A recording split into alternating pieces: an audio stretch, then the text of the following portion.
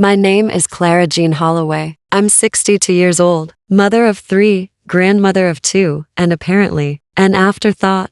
The room they gave me had no windows, just a creaky bed, a broken lamp, and the faint smell of mildew that never quite left the walls. I ran my fingers along the chipped wood of the nightstand and tried not to take it personally. I told myself it's just a full house. Maybe they're tight on space, but I knew better. It was my birthday, and my son, Darren, had invited all of them to his lake house for the weekend. His new wife, Marie, organized it. She called it a family getaway, except I didn't feel like family. I felt like a ghost. Just toss your bags in the back guest room, Mom, Marie had said with a quick glance over her shoulder. We're short on space, so hopefully you don't mind the cozy vibe. Cozy. That was the word she used for the dusty, converted storage room that sat next to the garage. It didn't even have proper curtains, just a faded towel thumbtacked to the frame. I said nothing. That was the kind of woman I'd become over the years, quiet, accommodating, hoping my patience would one day be enough to earn back the affection I used to have from my children. They weren't always this way. Darren was once a boy who brought me dandelions and said, I picked the biggest one for you. Now, he barely looked up from his phone when I said good morning. My daughter, Candace, didn't even hug me when she arrived. She handed me her toddler, gave a quick hey mom, and immediately walked off to take selfies with her husband near the dock. And then came the photos, family portraits at sunset, with perfectly color-coordinated outfits and smiles so wide. You'd think this family was the happiest on earth, except, when I offered to take one together, Marie gave a forced laugh and said, actually, Clara, do you mind sitting this one out? It's just the kids and grandkids this round. This round never ended. They posed, laughed, rearranged, took more. I stood at a distance, near the cooler, holding a paper plate of salad I no longer wanted to eat. No1 noticed. No1 asked. No1 remembered it was my birthday. I went back to that little garage room as the sun set, sat down on the edge of the creaky bed, and stared at the one photo I kept in my wallet. Me and my kids on my 40th birthday. Back when they still looked at me like I mattered. Back when love wasn't filtered through status, money, or who could get the most Instagram likes. That night, while they toasted marshmallows and poured wine on the deck, I curled up on that springy mattress, phone pressed to my chest, hoping maybe someone would send a message, happy birthday, Mom. Even just one word, nothing, until 9:17 p.m. That's when the call came, unknown number, California area code. I almost didn't answer, but something told me to. Hello? A pause, then a calm, professional voice. Mrs. Clara Holloway? Yes. This is Michael Brantley from Harvest and Finch Private Banking. I'm calling on behalf of your late aunt, Eleanor Cavendish. We've been trying to reach you for a few weeks. My heart stuttered. My aunt? But she passed away almost a year ago. Yes, ma'am, the voice said gently. There were delays in finalizing her estate due to some legal proceedings. But as of today, we've completed all necessary transfers. I'm pleased to inform you that you've inherited her primary trust. I'm sorry. What? Miss Cavendish left her entire estate to you, including the family vineyard, 3 residential properties, and a liquid account valued at $14.7 million. I sat straight up. I didn't even know she had that kind of wealth. She was a very private woman, but she kept detailed notes. And you, Mrs. Holloway, she described you as the one person who showed up when it mattered. She wanted you to have everything. I blinked, swallowed. My entire body went still. I don't understand. I can forward the documents to your email. But to be clear, as of this evening, all holdings have been legally transferred to your name. Congratulations. When the call ended, I just sat there. The walls around me didn't change. The ceiling still had water stains. My mattress still felt like cardboard, but I had changed. I was no longer just the forgotten woman in the garage room. I was Clara Holloway, heir to a fortune, and suddenly, the quiet part of me that had accepted being invisible began to wake up. I didn't sleep that night, not because I was angry, not even because I was overwhelmed by the inheritance. I was awake because, for the first time in years, I was beginning to feel alive again. As I stared at the ceiling, I kept replaying the words from the banker's mouth. You've inherited her entire estate, $14.7 million, and they gave me the garage room. When morning came, I made myself a cup of coffee from the outdated Keurig they kept in the laundry room. As I stepped into the kitchen, No one greeted me. Candace sat at the counter scrolling through her phone. Darren was outside inspecting the grill, and Marie was giving the toddler a half-hearted banana. Morning, I said. Nothing, Marie eventually glanced up. Oh, Clara, can you take the baby for a second? I need to touch up my hair before the brunch photos. Brunch photos, of course. I took the baby gently into my arms and smiled. You know, today might be the perfect day for a group photo, I said lightly. It's rare to have everyone together. Marie gave a polite laugh. Oh, we were thinking something more polished. You know, just the core family. Core family, I nodded. Still invisible, still useful, but not valued. But that was the moment I made a decision. I wasn't going to tell them a thing. Not yet. Not while they treated me like the woman who existed only to babysit and stay out of sight. I was going to let them finish building their fake little weekend, then I'd knock the whole illusion down with a smile. The day carried on. They dressed in coordinated beige and cream. I wore the same blue cardigan I'd brought from home. No one noticed. The birthday brunch was more about Marie's vegan tarts and her daughter's new dress than anything resembling celebration. When the waiter from the local caterer arrived, Marie waved her hand and said, "Oh, no need to set a place for Clara. She's just helping with the baby." Helping. Always helping. Never seated. That's when I stepped away and went to the back porch. I pulled out my phone and called Michael Brantley again. "Hi, Michael," I said softly. I was wondering, how quickly could I access the funds? "Everything is available immediately, Mrs. Holloway," he replied. "Do you have a preferred bank for the wire transfer?" "I'd like to set up an account under the Holloway Foundation." "A foundation?" "Yes," I said. "I'd like to start one for women who've spent their lives taking care of others and been forgotten for it. Women like me." Michael smiled over the phone. "A noble mission. I'll begin the paperwork right away." That evening, Darren announced dinner would be at a nice local bistro, one I knew cost about $70 a plate. As I reached for my purse, Marie said, "Oh no, don't worry, Clara. You'll be fine staying back with the kids. They'll just be fussy at the restaurant." I looked her dead in the eye. "Actually, I'll be joining." She hesitated. "But we already gave the head count." I smiled softly. "Call them again." Marie blinked, and I walked upstairs, not to the garage room but to the master bath, where I washed my face, brushed my hair, and put on the one red dress I hadn't worn in over a decade. It still fit, barely, but it made me feel strong. They were already in the driveway when I came out. Marie's jaw actually dropped. Darren looked stunned. Candace muttered something under her breath. "Mom," Darren said, "where did you get that dress?" I smiled. "An old friend left it behind, along with a few other things." They didn't ask what that meant. They should have. The restaurant was beautiful. White tablecloths, live violinist, a wine cellar you could see through glass walls. As we sat down, Marie whispered to the waiter, "She's not with us, we're just family." The waiter glanced at me, and I smiled. "I'll take a glass of the Chateau Margaux to a 1-0, I said. "And make sure to include me on the main tab. I'd hate to be left off something so special." The waiter nodded and left. Marie's face went pale. Darren leaned in. "Mom, are you okay?" I looked at him, this man I raised. This boy who once called me his hero, and said, "No, Darren, I'm not okay, but I'm starting to remember who I am." Then my phone buzzed. I answered calmly, right at the table. "Yes, Michael? The transfer's complete? Wonderful." Marie's ears perked up. I turned to her. "Would you like to know how much my friend left me?" No one spoke. $14 million.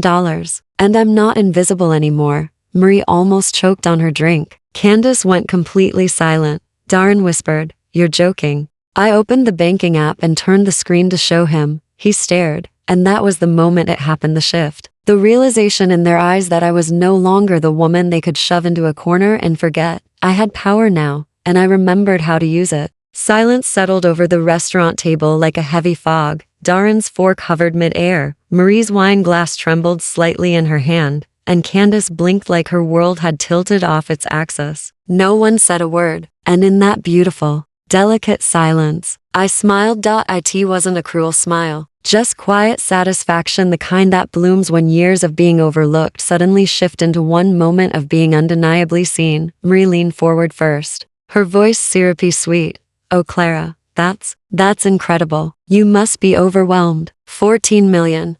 Did you say? 14.7. I corrected gently, plus the vineyard, and 3 properties. Candace's mouth dropped. "Vineyard? Yes, in Sonoma. My Aunt Eleanor left it all to me. Darren blinked. But I didn't even know Aunt Eleanor had a vineyard. Most didn't, I replied. She was private, but she knew who was there for her, who checked on her when no one else did, who sat by her hospital bed when everyone else had better things to do. Marie gave a forced chuckle. Well, I suppose this makes you the one with the power now. She meant it as a joke. But her eyes were sharp, nervous. I looked at her, right in the eyes. I always had the power, Marie. You just never noticed because you were too busy looking past me. That silenced her again. The waiter returned with my wine and a little cupcake topped with a sparkler. Compliments of the house, ma'am. We heard it's your birthday. I nodded warmly. Thank you. It's the first time today someone said that. Candace looked embarrassed. Darren shifted uncomfortably. But I didn't do this to shame them. I did it to wake them up, because they needed to remember I wasn't some forgotten old woman who existed to hold their kids or fetch their coats. I had been their foundation, and they'd paved over me like I was nothing but gravel. But gravel grinds back. After dinner, we walked back to the car. Marie, suddenly chipper, asked, So, what are your plans now, Clara? Will you travel? Maybe. A little home renovation? Oh, you should treat yourself to a spa weekend. I chuckled. Actually, I have a few plans in motion already. Like what? Darren asked. Well, for starters, I'm buying a house. A real one, with windows and light and space. I've already hired an interior designer. I want to build something that feels like peace. Marie nodded quickly. Of course. Let us know if you need help looking. Darren's friend is a realtor. Oh no, I interrupted softly. I'm not looking. I already bought it. Closed this morning. They all stopped walking. You bought a house? Candace said. Yes. 1 town over, 5 bedrooms, lake view, and guess what? They stared. I won't need to sleep near the garage. That one hit hard. The next morning, the mood around the lake house had changed. Marie made me a coffee, her first kind gesture all weekend, and Candace suddenly remembered my birthday with a half-hearted happy belated. Mom, Darren asked if I wanted to ride with them into town. I declined. Instead, I sat on the porch, watching the breeze skim over the lake, my mind racing ahead. I had more plans, bigger ones, because money, as I learned quickly, doesn't change who you are, it reveals it. And I knew exactly what kind of woman I wanted to become in this new chapter. Not a queen, not a boss, just a woman who finally took up her own space. That afternoon, I called Michael Brantley again. I'd like to increase the funding for the foundation, I said. And I want to rename it. To what, ma'am? The Clara Holloway Fund, because I deserve to be remembered, and because there were thousands of other women like me, forgotten mothers, overlooked caregivers, widows and single women who poured themselves into families only to be erased when it was no longer convenient. I was going to find them, help them, raise them, because if I had learned anything from my own children, it was this: you can give people everything, and they'll still forget you if you let them. But not anymore. Later that evening, Candace knocked gently on my door, the same garage room they'd left me in the night before. Hey Mom, she said. I was wondering if maybe you'd like to take a few family photos before sunset? I looked at her, really looked at her. She wasn't asking because she wanted to. She was asking because I was valuable now. I could have said yes. I could have gone, smiled, let them post me on their social media like a shiny token of kindness. But I shook my head. I think I'll sit this one out, I said.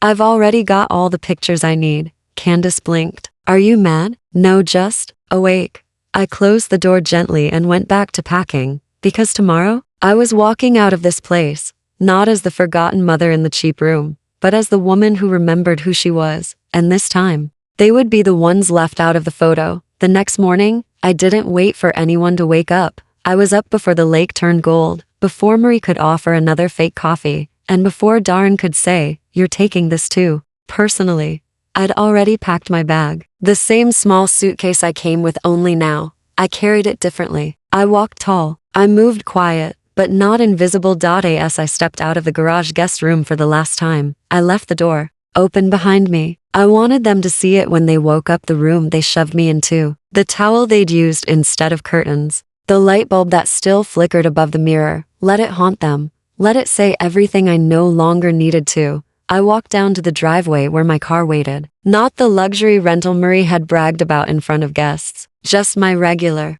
modest sedan, but today it felt like a chariot. As I placed my bag in the back seat, I heard a screen door creak open behind me. It was Darren. Mom? He called, walking quickly. Where are you going? I turned slowly. Home.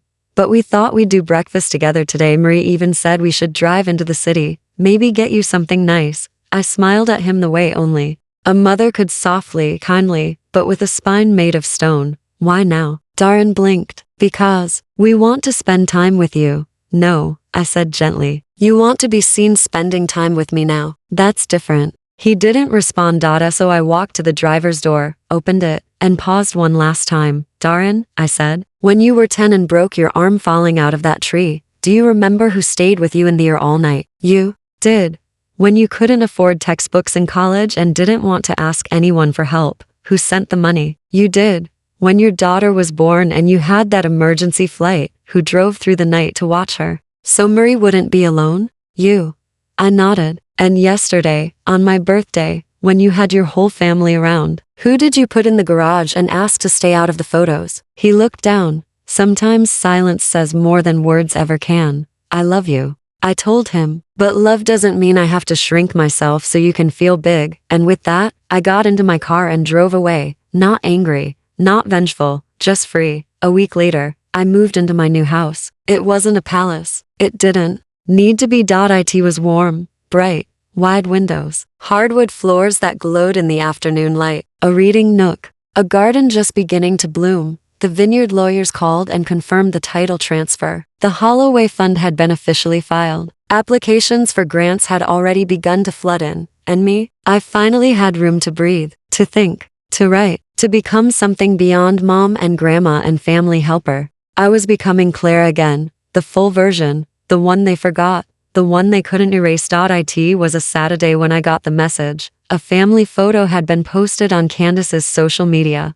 All of them in matching outfits, standing near the lake house dock. The caption said, "Family is everything except." They looked off, forced smiles, distant eyes, and someone commented, "Where's your mom?" Candace replied, "She couldn't make it this time." I didn't comment. I didn't react. I just smiled to myself and sipped my tea. I had made it, just not for their photos, not for their performances. I had made it in every way that mattered. I was finally living a life I chose. A month passed. Then I received an invitation. It was a cream-colored envelope with gold foil lettering. We'd be honored to have you join us for a special family appreciation dinner, hosted by Darren and Marie Holloway. Inside was a handwritten note. Mom, we've been doing a lot of thinking about everything, about you. We were wrong, and we want to make it right. We hope you'll come. I read it twice, then set it on the table. I didn't answer right away. I needed them to sit with uncertainty.